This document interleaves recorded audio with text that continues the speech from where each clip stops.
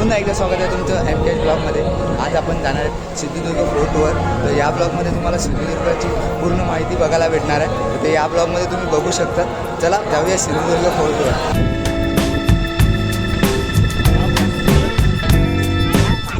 या ठिकाणी ticket counter आहे जेटीचं। फुल तिकीट 100 रुपये आणि हाफ तिकीट 50 रुपये। आता आपण जेटीमधून जाणार आहेत सिंधुदुर्ग फोर्टवर। तर आता आपण जेटीकडे जात आहेत, तिकीटं काढलेले आहेत सर्वांची आणि फोर्टकडे जाऊया। त्या समोर बाजूला आहे सिंधुदुर्ग फोर्ट। राईड करायची आणि या ठिकाणी राईडसाठी वॉटर स्पोर्ट्स वगैरे करायला सर्व काय आहे तिकडे, ते तुम्हाला विचारतील, तुम्ही करू शकता। फेरी आलेली आहे, फेरीनं जाऊया आपण। चला, ही बघा या ठिकाणी फेरी आहे।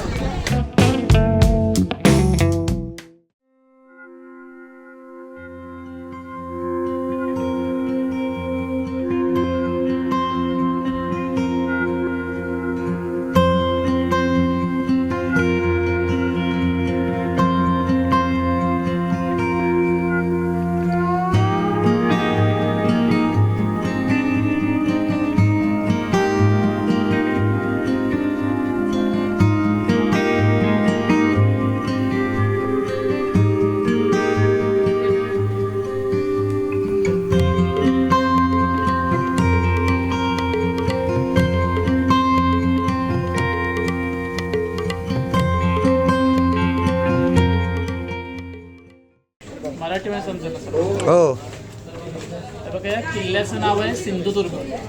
सिंधू म्हणजे समुद्र आणि दुर्ग म्हणजे बेटावरती जो आपण किल्ला बांधतो त्याला आपण दुर्ग असं म्हणतो। तुम्ही याला जलदुर्ग असं सुद्धा म्हणू शकता। किल्ला बांधण्यापूर्वी हे पूर्ण बेट होतं आपलं, जे कोरटे नावाने ओळखलं जायचं। हा पूर्ण किल्ला हा कोरटे नावाच्या बेटावरती बांधला आहे आणि स्वतः छत्रपती शिवाजीराजांनी हा किल्ला बांधून घेतला। याचे जे आर्किटेक्ट होते, जे इंजिनियर होते, ते हिरोजी इंदुलकर होते, ज्यांचं नाव तुम्ही रायगडवरती ऐकलं असतं। ज्यांनी रायगडचं बांधकाम केलं आहे ना, त्यांनीच हा पूर्ण किल्ला बांधला, हिरोजी इंदुलकर। 25 नोव्हेंबर 1664ला किल्ला बांधायला सुरुवात केली, 1664मध्ये 25 नोव्हेंबर 1664ला, आणि 29 मार्च 1667ला संपूर्ण किल्ला बांधून कंप्लीट झाले 1667मध्ये। हा पूर्ण किल्ला बांधायला 2.5 वर्ष लागली। 2.5 वर्षामध्ये किल्ल्याचं बांधकाम जे ते कंप्लीट केलं। किल्ल्याचा जो टोटल एरिया आहे, म्हणजे आतला जो लँड एरिया आहे तो 48 एकरचा आहे, 48 एकरचा टोटल एरिया आहे। आणि जी तटबंदी आहे ही 3.5 किलोमीटरची आहे। पूर्ण जर चालायला गेलं तर 3.5 किलोमीटर तुम्हाला राऊंड मारावं लागेल पूर्ण भिंती। तटाची जी हाईट ठेवली आहे ती समुद्राची जी लेवल आहे हाईटची त्यापासून 35 फूट उंचीची तटबंदी बांधली। म्हणजे किती जरी मोठं लाट आलं ना तरी आतमध्ये पाणी येत नाही, आजपर्यंत कधी पाणी आलं नाही आहे। तसंच बांधकामाला हा जो दगड वापरला आहे त्याला आपण कोकणामध्ये जे आहे ते जास्त करून जो समुद्रामध्ये जो दगड सापडतो आपल्या कोकणी पट्ट्यामध्ये, ज्याला तुम्हाला गोल्डन रॉक असं म्हटलं जातं। तो गोल्डन रॉक म्हणून तुम्ही जर समुद्री सफारीवरती जाता तुम्हाला गोल्डन रॉक म्हणून जो दाखवला जातो तोच हा दगड आहे, जो आतल्या बाजूने लाल कलरचा असतो, आतमध्ये बराचसा खडा बाजूने मुरलेला असतो, तुम्हाला पाहायला भेटेल। तर याच्यामध्ये हे जे बांधकामासाठी जे मटेरियल वापरलेलं दिसतंय ना, जसं आता आपण सिमेंट वापरतो, पूर्वी काय करायचं, गूळ, चुना, सिसव, वाळू, रेती, उडदाची डाळ, भेंडीचा रस, काद, बेलफळ असे 8-9 प्रकारचे जिन्नस एकत्र करायचे जे बांधकामामध्ये वापरायचे। हे पूर्ण जे आहे ते कन्स्ट्रक्शन मटेरियल अजून सुद्धा 2 दगडामध्ये पाहायला भेटतं। आणि किल्ल्याचा जो बेस आहे, जो पावा आहे ना, हा पूर्ण सिस्यामध्ये बनवलेला आहे। सिसं म्हणजे लीड। आता बांधकामासाठी लोखंड त्यावेळेला होतं, पण लोखंड खाऱ्या पाण्यामध्ये गंजून जाण्यासाठी सिस्याचा वापर केलेला आहे। 500 खंडी सिसं वापरले। जसं आपण आता जास्त मोठं मोजमाप असेल तर टनामध्ये मोजतो, तर पूर्वी खंडीमध्ये मोजायचं। आता एक खंडी म्हणजे 20 मन आणि 1 मन म्हणजे 40 किलो, म्हणजे 800 किलोचं एक खंडी होतं। असे जवळपास 500 खंडी सिसं वापरलं पूर्ण किल्ला बांधायला। आता हा पूर्ण किल्ला बांधायला टोटल जो खर्च झाला, राजांची जी करन्सी होती ह्या 2 प्रकारच्या करन्सी होत्या। सुरुवातीला तांब्याचं नाणं काढलं, कॉपर कॉइन, ज्याला आपण शिवराई म्हणतो। आणि शिवराईनंतर जे राजांनी नाणं काढलं, जे चलन काढलं ते होण म्हणून होतं, जे सोन्याचं नाणं असायचं। 2.75 ग्रॅमचं एक सोन्याचं नाणं, अशी 1 कोटी नाणी वापरली आता पूर्ण किल्ला बांधायला।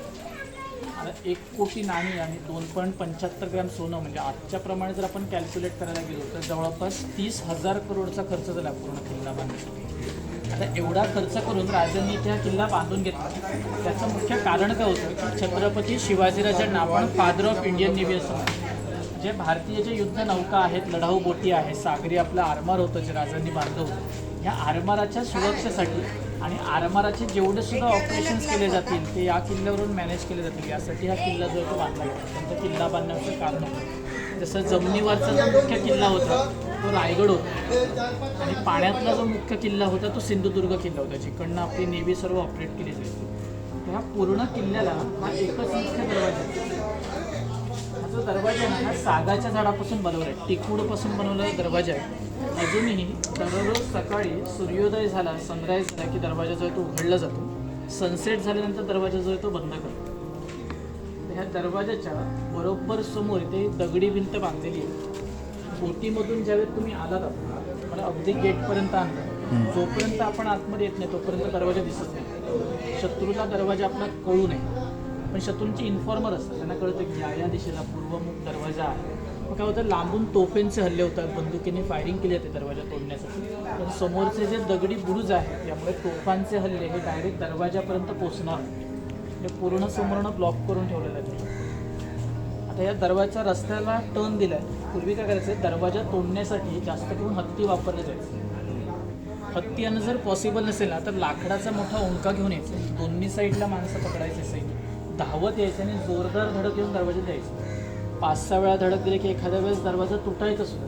पण हे शक्य कुठे आहे, जर रस्ता सरळ असला तर. टर्नवरती धावणं पॉसिबल नाही, कारण टर्नवरती स्पीड कमी होणार, स्पीड कमी झालं की इम्पॅक्ट कमी बसेल, त्यामुळे दरवाजा तुटणार नाही. हे रस्त्यामध्ये टर्न दिलं जेणेकरून कोणी हत्तीचा किंवा लाकडी उंट्यांचा वापर करू नयेत आपला दरवाजा तोडायला.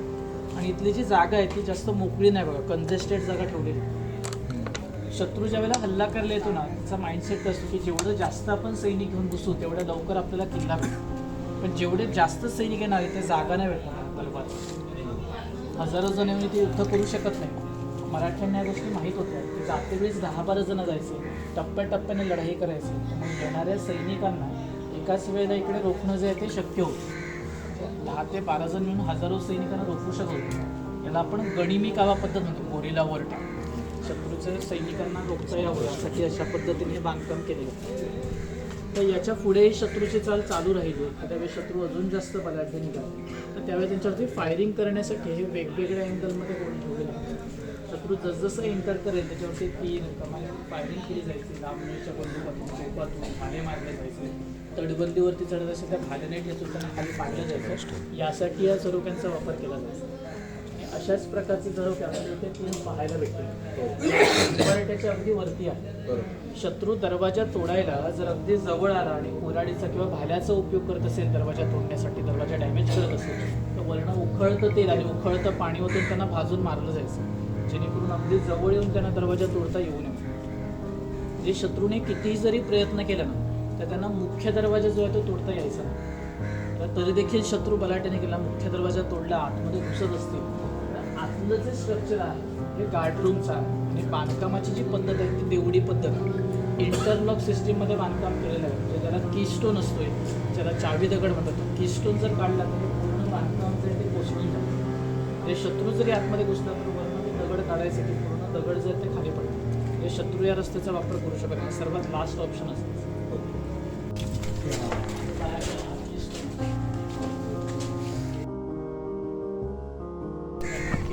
बघितलं ना वरती आपल्याला जो कळस दिसतो ना तोच कीस्टोन आहे. एकच दगड आहे वरून खालीपर्यंत, तो एकच कंटिन्यू दगड आहे. तो लॉकमध्ये बसवलेला आहे. त्याला साईडने होल असतात, म्हणजे बांबू टाकून प्रेस केला की तो दगड वरतो. इथे जे मंदिर आहे हे जरीमरी मातेचं मंदिर आहे. तर या मंदिराचं जे नाव आहे जरीमरी, यामध्ये काही अर्थ निघत. तसं जर म्हणजे आजार होतो आणि संस्कृत आणि हिंदीमध्ये आपण ज्वराला ताप असं म्हणतो. आजाराला किंवा तापाला मारणारी तिला जरीमरी असं म्हटलं जातं. हे 1813मध्ये तुकाराम यजबा आयरेकर या नावाचे एक मराठी सरदार होते. त्यांनी या ठिकाणी मंदिर बांधलं. आतमध्ये मूर्ती नाही आहे, त्रिशूल आहे, ग्रामदेवतेची पादुका आहे. मंदिरामध्ये बघण्यासारखं म्हणजे शिलालेख आहे जो मराठीमध्ये लिहिलेला आहे. हे प्राकृत मराठीमध्ये लिहिलं आहे, 2 शब्दांमध्ये, मोकळी जागा नाही, डायरेक्ट लिहत गेली. इथे असं लिहिलं आहे, हे देऊळ तुकाराम यजबा आयरेकर शकोशी क्षत्रियांनी बांधलेले सन 1813 असे या ठिकाणी. छत्रपती शिवाजी महाराज के जय. जय भवानी. जय शिवाजी. या ठिकाणी जो फोटो आहे ना हा किल्ल्याचा वरून घेतलेला फोटो म्हणजे एरियल व्ह्यू आहे. मी तुम्हाला सांगितलं की 48 एकरचा एरिया आहे किल्ल्याचा, म्हणजे पूर्ण भारतातला सर्वात मोठा जलदुर्ग आहे जो तुम्ही आज बघणार आहात. तर मुख्य गेट इथे आहे जिथे आपण उभे होतो जस्ट, आणि हे जे सर्व हाफ सर्कल दिसत आहेत हे सर्व किल्ल्याचे बुरुज आहेत जे मजबूतीसाठी बांधलेले आहेत. तसेच लढाईसाठी त्या ठिकाणी तोफा ठेवल्या जायचे, आपले सैनिक असायचे, सैनिकांचे या ठिकाणी क्वार्टर्स असायचे, छोटी छोटी घरं, हे सर्व बुरुज आहेत. आणि पूर्ण तटबंदीवरती टोटल 26 बुरुज आहेत आणि जमिनीवरती 3 वेगळे बुरुज आहेत, म्हणजे टोटल 29 बुरुज आहेत या किल्ल्यात. आता या फोटोमध्ये जर तुम्ही बघाल तर पाण्यामध्ये जे ब्लॅक स्पॉट दिसत आहेत ना, व्हाईट स्पॉट्स आहेत, ब्लॅक स्पॉट आहेत, हा सर्व खडकांचा भाग आहे. आता तुम्ही आलात ना, हा हायटाईडचा टाईम आहे त्यामुळे तुम्हाला खडकं दिसली नसते. आता हे लो टाईड व्हायला चालू झाले, संध्याकाळपर्यंत पूर्ण लो टाईड होणार, त्यावेळेस आजूबाजूचा सर्व खडक जो आहे तो दिसतो. हा जो खडक आहे एक नॅचरल सिक्युरिटी होती. शत्रूने जर मोठ्या बोटी घेऊन हल्ला करण्याचा प्रयत्न केला, जास्त जवळ जर घुसत असेल तर पॉसिबल आहे, कारण खडकांवरती आपण इव्हन बोटवाल्यांसुद्धा बोटाने ते डायरेक्ट नाही आणले, वळवून आणले. त्यांना रोजची ती प्रॅक्टिस आहे, कुठे खडकं आहेत, कुठनं बोट चालवायला पाहिजे, तशा पद्धतीने ते चालवत बोट आणतात.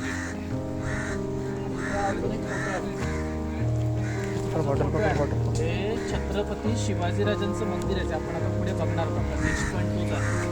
मंदिरातली मूर्ती तुम्हाला आता रॉयल पोशाखामध्ये बघायला भेटणार. पोशाखाच्या आतली जी मूर्ती आहे ती कशी आहे फोटोमध्ये पाहून आपण लक्षात येईल.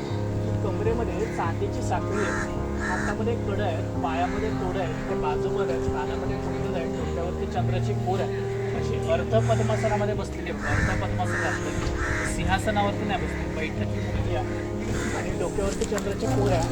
मूर्तीला दाढी मिशी नाही आहे.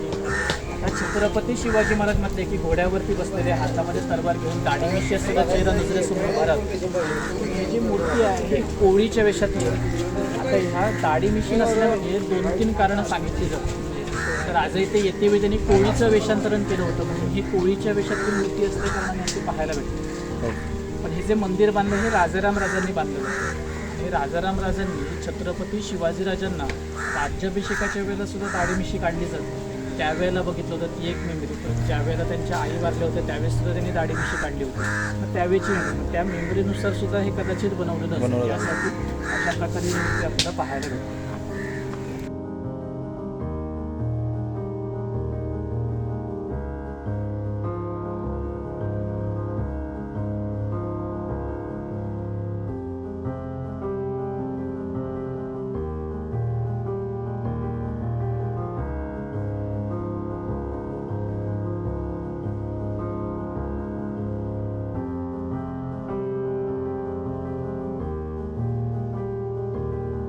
या ठिकाणी हे छत्रपती शिवाजीराजांचं मंदिर आहे. हे संपूर्ण भारतातलं राजांचं शिवकालीनच हे एकमेव मंदिर जे 17व्या शतकामध्ये बांधलं गेलं. छत्रपती शिवाजीराजे वारले 3 एप्रिल 1680ला, म्हणजे 1680मध्ये ते एक्सपायर झाले. त्याच्या 15 वर्षानंतर म्हणजे 1695मध्ये मंदिर बांधलेलं आहे, 1695. गाभाऱ्याच्या आतली जी मूर्ती आहे तुम्हाला सध्या अशी पाहायला भेटते. ह्या मूर्तीवरती पूर्ण पोशाख आहे, हा पूर्ण रॉयल पोशाख आहे. त्याच्या आतली जी मूर्ती आहे त्याचा फोटो मी तुम्हाला इंटरजवळ दाखवतो. तर हा जो पूर्ण पोशाख आहे तो दररोज सकाळी नियमितपणे बदलला जातो. म्हणजे उद्या जर याल तर उद्या वेगळा पोशाख असतो, परवा वेगळा पोशाख असतो.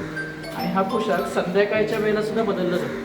संध्याकाळी ज्या वेळेला किल्ला बंद होतो, पर्यटक सर्व निघून जातात, त्यावेळेला हा पूर्ण रॉयल पोशाख काढून सिंपल पोशाख असतो, म्हणजे धोतर आणि शॉल अशा प्रकारे पोशाख जो आहे तो केला जातो. आता राजांच्या मंदिरामध्ये रामनवमी, शिवजयंती, गोकुळाष्टमी, नवरात्र, कार्तिकी एकादशी, गुढीपाडवा, गणेश चतुर्थी, मोहरम असा प्रत्येक उत्सव जो आहे तो या मंदिरामध्ये साजरा होतो. आतमध्ये जाऊ नये गाभाऱ्यामध्ये, आतमध्ये फोटोज वगैरे काढतो, पुजारी आहे.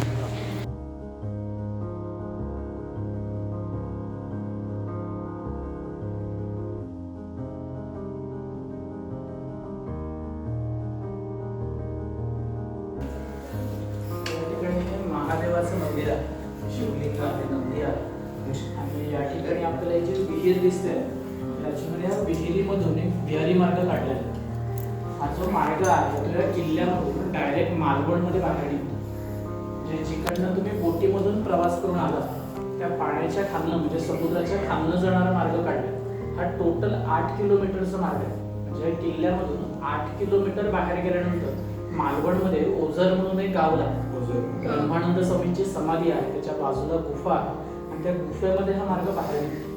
या गुफेला 3 वेगवेगळे दरवाजे आहेत आणि त्या 3 दरवाजांपैकी एक दरवाजा या किल्ल्यापर्यंत येतो, बाकी 2 दरवाजे शत्रूला फसवण्यासाठी बनवलेले, म्हणजे ट्रॅप रोड बनवलेले आहे. आता हा जो मार्ग आहे यामध्ये उतरायचं कसं, हे लहान लहान दगड दिसतात आपल्याला लावलेले, त्या दगडावरून आपले सैनिक खालती जायचे.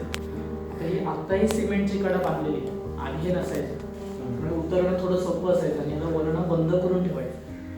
जर बाहेरून शत्रूचा इन्फॉर्मर जर बघत असेल तर त्याला काय वाटणार हे मंदिर आहे, आतला मार्ग त्याला कळणार नाही, मंदिराच्या आतून मार्ग काढतो. आता मार्गातून जाताना मशाली कॅरी करायची, मशाली घेऊन जायची आणि ह्या मशाली अडकवण्यासाठी अशा जागा असतात. आता मार्गाचा वापर हा डेली बेसिसवरती व्हायचा नाही, की ज्यावेळेला इमर्जन्सी असायची आणि दुसरा कोणताही आपल्याकडे ऑप्शन उरला नसेल त्यावेळेला बिहारी मार्गाचा वापर करायचा. आणि याचं कारण काय होतं की मार्गामध्ये ऑक्सिजनचा जो पुरवठा आहे हा ऑक्सिजन पुरवठा आपण कंट्रोल करू शकत नव्हता. त्यावेळेला व्हेंटिलेशन टेक्निक नव्हती, ऑक्सिजन सिलेंडर नव्हतं जे आपण कॅरी करू शकत होतो. नॅचरली जी हवा जाणार आतमध्ये आणि त्यामध्ये जे ऑक्सिजन असणार तेच ऑक्सिजन ट्रॅव्हलिंगसाठी यूज व्हायचं. हे कळावं यासाठी ते मशाल घेऊन जायचे, मशालीला पेटायला ऑक्सिजन लागतं, ऑक्सिजन कमी झाली की मशाल विजायला लागते. त्याच्याकडे एक इंडिकेटर होतं, रस्ता सुद्धा दिसायचं आणि इंडिकेटर सुद्धा होतं, यासाठी मशाल कॅरी करायचे. आता मार्ग आहे तो कुठे आहे, हिची भिंत आहे त्या साईडला मी उभा आहे, या साईडने आडव्याच्या लाईन्स दिसतात आपल्याला, याच्यात 7 लाईन जर मोजून तुम्ही सोडला त्याच्या खालच्या साईडला एक दगड लावला आतमध्ये प्रेस, तो दगड लावून हा मार्ग ब्रिटिशांनी 1812 ला बनवला. 1812 मध्ये हा मार्ग बंद झाला, त्यावेळीपासून हा मार्ग बंद आहे. आता मराठ्यांची युद्धकला म्हणजे गनिमी कावा, लपून छपून लढाई करणे, बिहारी मार्गाचा वापर करणे, मग ह्या टॅक्टिक्स मध्ये हे जे मार्ग आहे हे त्यांच्यासाठी इझी ऍक्सेस होता की ते किल्ल्याच्या आतमध्ये सहज एंटर करू शकत होते. आणि ब्रिटिशांनी आपल्यावरती डिवाइड अँड रूल करून राज्य स्थापन केलं होतं, आपल्याला हरवून त्यांना हे सर्व भेटलं नव्हतं. म्हणजे पुन्हा जर सर्व लोक एकत्र आले आणि पुन्हा जर लढायला लागले, किल्ल्यांवरती आक्रमण यायला लागले, तर हे मार्ग जे आहेत ते ब्रिटिशांसाठी मायनस पॉईंट करणार. म्हणजे मार्ग बऱ्याच किल्ल्यांच्या त्यावेळेला बंद केले. पण आज आपण जेवढे सुद्धा आपले किल्ले बघतो तर त्या किल्ल्यांवरचे मार्ग आजही बंद केलेले आहेत, कुठेच मार्ग असे ओपन ठेवले नाही, तर त्याचा वापर भविष्यात होऊ शकतो. आता हा जो मार्ग आहे हा मालवण इथून चालू आहे, इथून फक्त हा मार्ग बंद आहे. आता ह्या मार्गाचा पाणी जे साठले पूर्ण पावसाचं, समुद्राचं पाणी नाही येत, सर्व पावसाचं पाणी येतं साठलेलं आणि हा मार्ग पूर्ण नंतर सुकून जातो. ते पाऊस असल्या कारण पाणी आहे, पायरीवर येतं आणि आतमध्ये साठून जातं.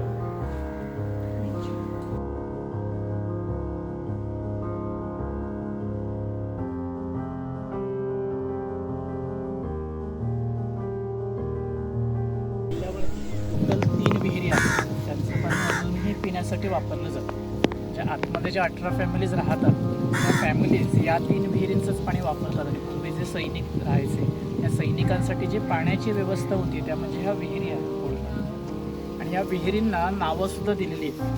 ही जी विहीर आहे त्या विहिरीला साखर विहीर म्हटलं जातं. या साईडला जी विहीर आहे या विहिरीला दूध विहीर म्हणतात. थोडी अजून एक विहीर त्याला दही असं नाव. तर दूध, साखर, दही, तूप आणि मध म्हणजे आपण पंचामृत मानतो. या विहिरींना त्यावेळेस नावं दिलेली.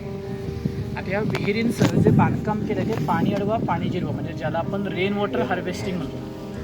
त्या साईडने या विहिरी ज्या त्या मोठ्या आहेत आणि आतमध्ये एक छोटीशी विहीर आहे चौक. यामुळे काय होतं की जे पावसाचं पाणी आहे त्या लहान विहिरीमध्ये साठून राहतं. ज्यावेळेला सूर्यप्रकाश असतो तो सूर्यप्रकाश डायरेक्ट पाण्यापर्यंत जास्त वेळ पोचत नाही, त्यामुळे पाण्याचं बाष्पीभवन होत नाही आणि बाष्पीभवन न झाल्यामुळे जास्तीत जास्त दिवस जे ते पाणी साठून राहतं.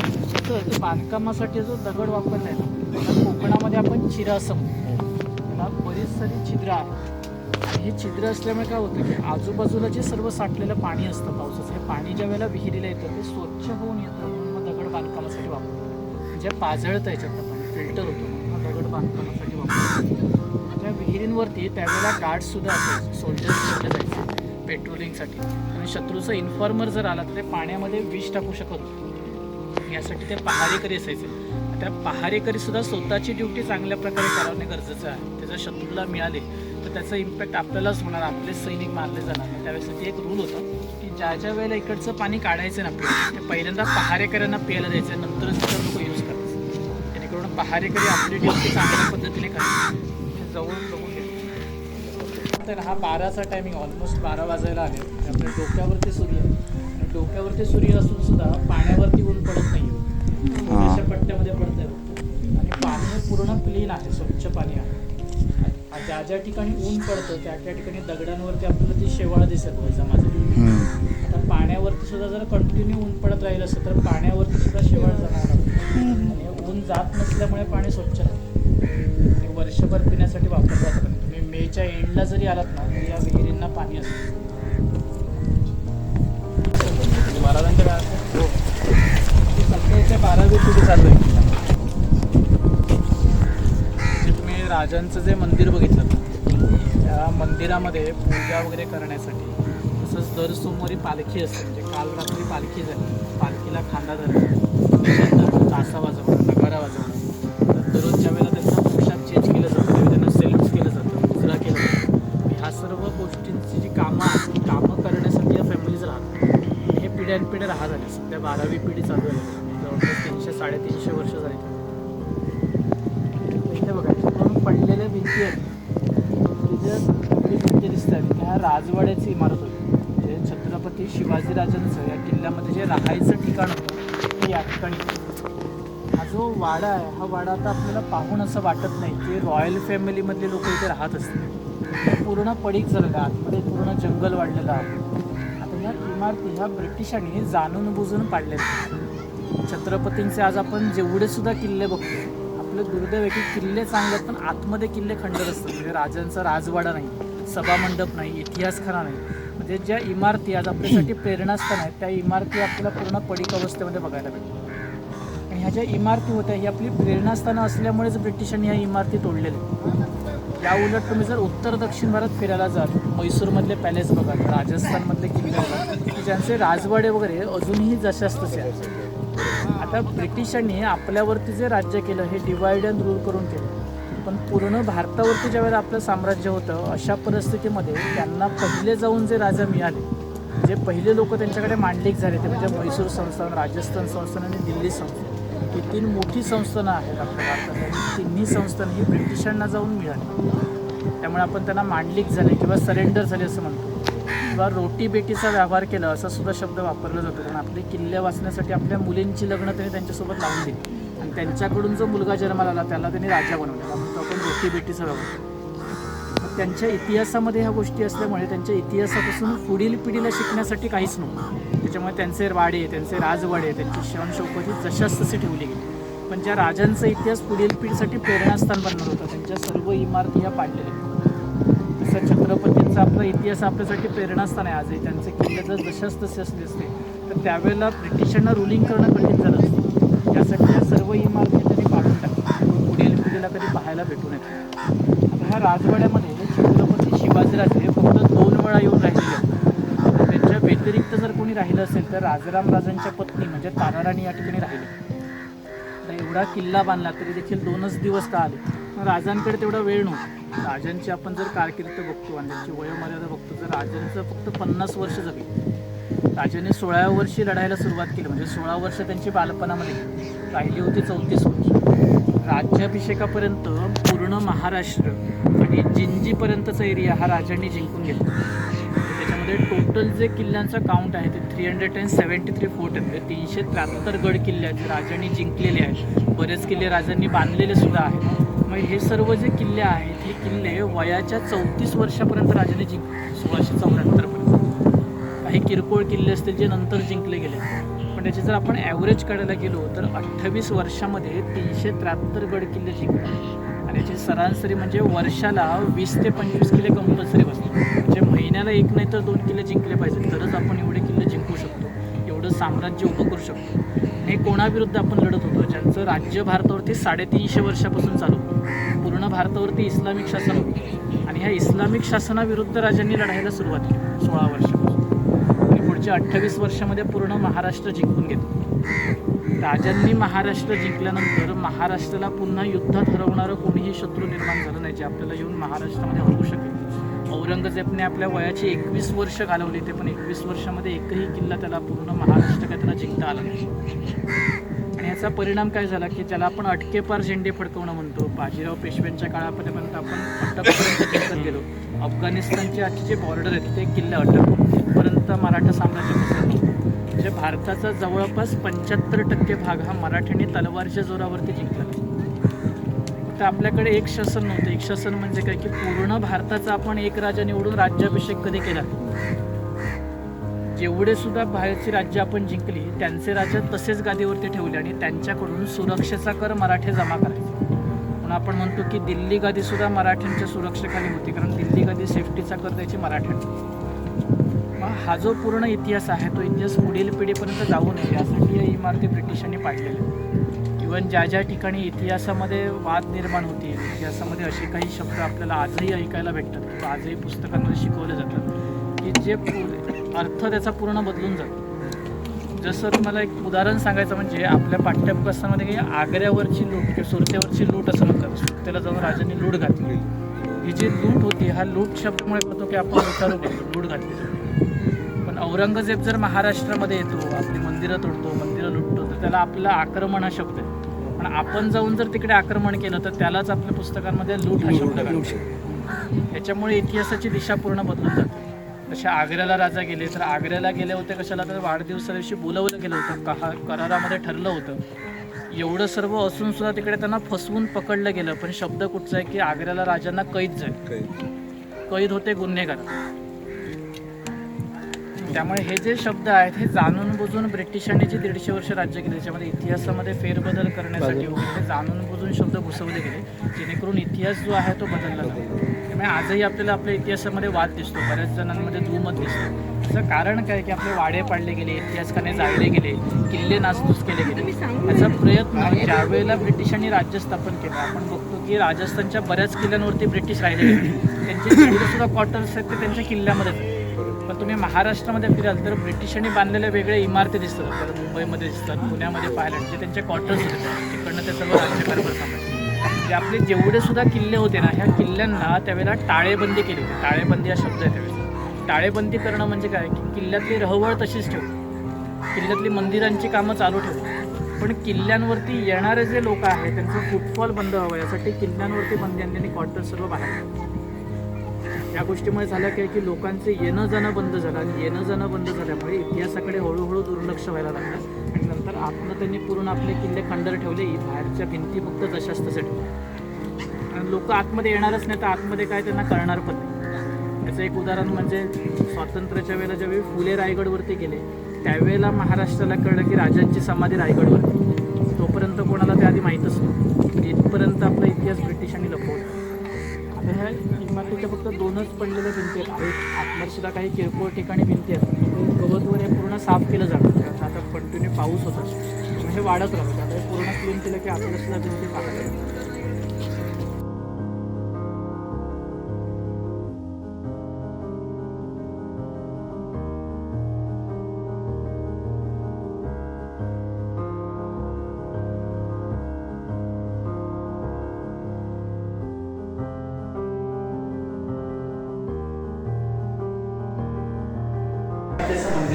राजांची कुलदेवत आहे. ज्यावेळेस किल्ल्याची पायाभरणी केली 1664ला त्यावेळेस स्वतः राजांनी मूर्तीची स्थापना केली. मंदिर जे आहे ते स्वतः राजांनी बांधलं. किल्ला बांधायला ज्यावेळेला सुरुवात केली त्यावेळेला पहिला दगड असल्यानंतर जे पहिलं काम या बेटावरती झालं ते म्हणजे भवानी मातेचं मंदिर बांधलं. ज्या आतली जी मूर्ती आहे ती मूर्ती जवळपास 360 वर्षांपूर्वीची आहे आणि पूर्ण अखंड मूर्ती म्हणजे एका दगडामध्ये पुढील काम केलेली. आपल्याला बेसला जो दगड दिसतो ना चौकोनी तो पूर्ण दगड आहे, पूर्ण कोरीव केलेली मूर्ती आणि मूर्ती चतुर्भुज आहे म्हणजे 4 हात दिसतात. मूर्तीच्या एका हातामध्ये तलवार आहे, एका हातामध्ये त्रिशूल आहे, एका हातामध्ये ढाल आहे, एका हातामध्ये परळ आहे, एका साईडला सिंह कोरलं आहे, त्या साईडच्या बाजूला दासी कोरलेली आहे. ही पूर्ण अखंड मूर्ती आहे आणि ही मूर्तीची दररोज सकाळी पूजा केली जाते. आणि त्याचप्रमाणे जेवढे सुद्धा उत्सव आपण साजरे करतो देवीचे म्हणजे जागर गोंधळ म्हणा किंवा नवरात्र म्हणा हे दोन्ही उत्सव या मंदिरामध्ये साजरे होतात.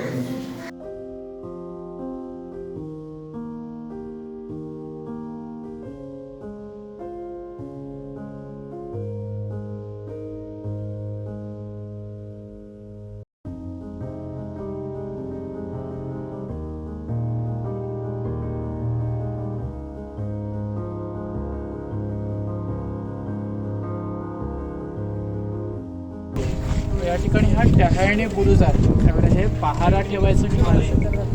हे शत्रूंच्या ज्या बोटी वगैरे असायच्या, आतले जे आपले सर्व सैनिक वगैरे आहेत त्यांच्यावरती आपल्याला लक्ष ठेवता यावं यासाठी अशा प्रकारच्या बुरुजांचा त्यावेळेला वापर केला जातो. आता ह्या बुरुजांना हाईट असायच्या, त्या हाईटचाच वापर केला जायचा सर्व ठिकाणी लक्ष ठेवण्यासाठी. आणि याचा सर्वात मोठा वापर काय की ज्या वेळेला किल्ल्यांवरती युद्ध व्हायचं, मग युद्धाच्या वेळेला जे आपले सैनिक लढत आहेत त्यांना योग्य तो मेसेज पुरवता यावा, योग्य ती कमांड देता यावी, यासाठी या बुरुजाचा वापर करायचा. म्हणजे त्याला कमांड सेंटर असं सुद्धा म्हणतात. त्याच्यावरती त्याच्या सर्व गॅप आहेत ना, याच्यामध्ये पुरे तोफा ठेवायचा, जेणेकरून हाईटवरून आपण लांबपर्यंत हल्ला जो आहे तो करू शकतो. आता ह्या बुरुजाला निशाणकाठीचा बुरुज म्हणायचा. म्हणजे 15 ऑगस्ट, 26 जानेवारी आणि 1 मेला तिरंगा झेंडा जो आहे तो पडतो. आता बघा हा जो खडक आहे बघा, हा जो खडक आहे ना, हा बांधकामासाठी वापरला जातो. किल्ला बनून पूर्ण झाल्यानंतर जो दगड शिल्लक राहिला तो दगड तुम्हाला पाहायला मिळतो. आता हा किल्ल्याची बॅक साईड आहे. ह्या बॅक साईडला काही तुम्हाला इमारतींचं बांधकाम नाही किंवा लोकांची राहायची घरं दिसत नाही. जास्तीत जास्त बघा खडकांनी व्यापलेलं आहे. काही ठिकाणी फक्त जमिनीचा भाग शिल्लक. आता हा किल्ल्याची बॅक साईड आहे आणि बॅक साईडला समुद्री पट्टा जास्त खोल समुद्राचा. म्हणजे शत्रूंची जी मोठी जहाजं होती ती या साईडला आरामात येऊ शकत होती, लांबून तोफेचे हल्ले करू शकत होते. मग येणारे तोफेचे हल्ले हे आपल्या इमारतींवरती होऊ नयेत यासाठी बॅक साईडला खडक हा तसाच ठेवायचे, म्हणून त्याचा इम्पॅक्ट पुढे येऊ नये. याच दगडांमध्ये हे तलाव आहे, त्याला कंपाऊंड टाकलं, दगड काढला खोल होता, याच्यामध्ये माती टाकून हे कमी हाईटला ठेवलेलं आहे, त्याला कंपाऊंड टाकलेलं आहे. यामुळे होतं काय, समोरच इथे विहिरी आहेत बघ, इथे हे पाणी साठलं की त्याच्यामध्ये मुरतं आणि विहिरींच्या झऱ्यांना मिळतं. आता विहिरींची जी हाईट होती ही बऱ्या प्रकारे हाईट आहे पाण्याला, त्यामुळे इथलं अजून पूर्ण पाणी जे आहे ते आटलं नाही. जशी तिकडची हाईट कमी होणार, इकडचं पाणी लगेच झिरपणार आणि विहिरींना भेटणार. हे रेन वॉटर हार्वेस्टिंगसाठी बांधलेलं आहे. ते काळात दगड दिसतं बघा, होल आहे.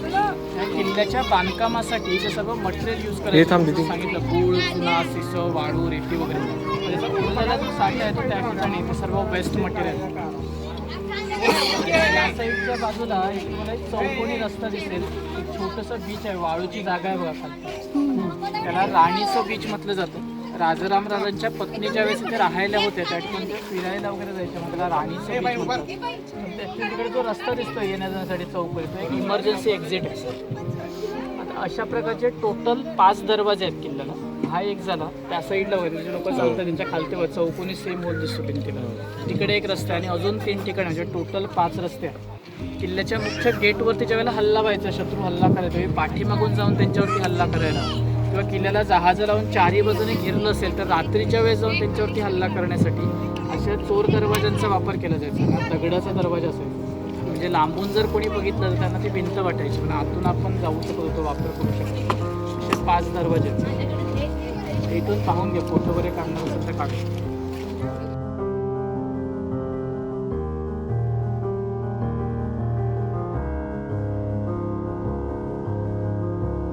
त्या ठिकाणी वरती जे बारकं मंदिर आहे ना, त्या मंदिरामध्ये छत्रपती शिवाजीराजांच्या उजव्या हाताचा ठसा म्हणजे हँडप्रिंट आहे घेतलेला. आणि तसंच एक मंदिर खालच्या भागामध्ये छोटं मंदिर आहे, त्याच्यामध्ये डावा पायाचा ठसा आहे. ज्यावेळेला किल्लामधून पूर्ण झाला त्यावेळी राजांच्या किल्ल्यावरती आठवण राहावी म्हणून त्या डाव्या पायाचा आणि उजव्या हाताचा ठसा घेतला गेला. जसं आपण नवीन घर बांधलं की इनॉग्रेशनला कसं हळदी कुंकूमध्ये ठसे घेतो, तसेच हे घेतले, फक्त ओल्या चुन्यावरती घेतले, त्यामुळे अजून सुद्धा तुम्हाला पाहायला मिळेल. ह्या एकाच किल्ल्यावरती राजांचे हे ठसे आहे. वरती जाऊन पाहून पायाचं दिसलं नाही तर ते काच बाजूला करून बघ.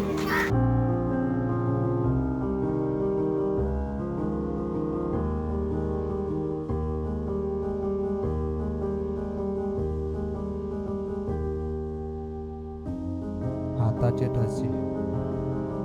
प्रौढ प्रताप पुरंदर क्षत्रिय कुलावतंस सिंहासनाधीश्वर महाराजा धीराज श्री श्री श्री श्री छत्रपती शिवाजी महाराज के जय, छत्रपती शिवाजी महाराज के जय, श्री छत्रपती संभाजी महाराज के जय, जय भवानी जय शिवाजी, जय भवानी जय शिवाजी. आणि अशा प्रकारे आपला सिंधुदुर्ग फोर्ट व्हिजिट करून झालेला आहे. आपल्याला गाईड भावाने पण मस्त सांगितलं, आपल्याला या दादाने मस्त सिंधुदुर्ग किल्ल्याची पूर्ण माहिती दिली. त्या दादाला आपण नाव वगैरे विचारू आणि त्यांचा कॉन्टॅक्ट नंबर असेल तर कॉन्टॅक्ट नंबर वगैरे विचारू. तुम्हाला पण सिंधुदुर्ग किल्ला व्हिजिट करायचा असेल तर या दादाशी तुम्ही कॉन्टॅक्ट साधू शकता. माझं नाव Sagar Pathak. Contact number 7276195564. Okay, thank you. त्याचं नाव आणि कॉन्टॅक्ट नंबर डिस्क्रिप्शनमध्ये आहे, तुम्ही बघू शकता. आपल्याला 1 तासात पूर्ण सिंधुदुर्गाची माहिती सांगितली. आता 1 तासातच लिमिट असतो, तर आता बोट येईल, तर बोटीत जायचं आहे आपल्याला. चला. नंबर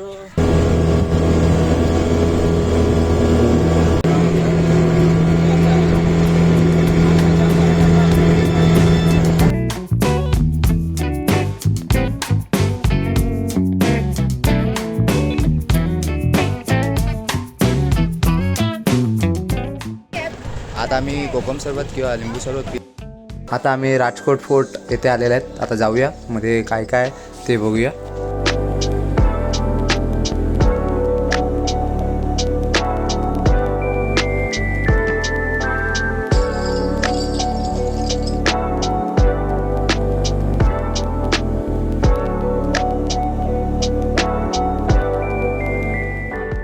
तर आता आम्ही राजकोट किल्ल्यावरनं निघालेले आहेत. तुम्हाला ब्लॉग आवडला असेल तर लाईक करा, चॅनलवर नवीन असेल तर सबस्क्राईब करा. भेटूया अशाच नवीन ब्लॉगमध्ये. Thanks for watching. Bye bye.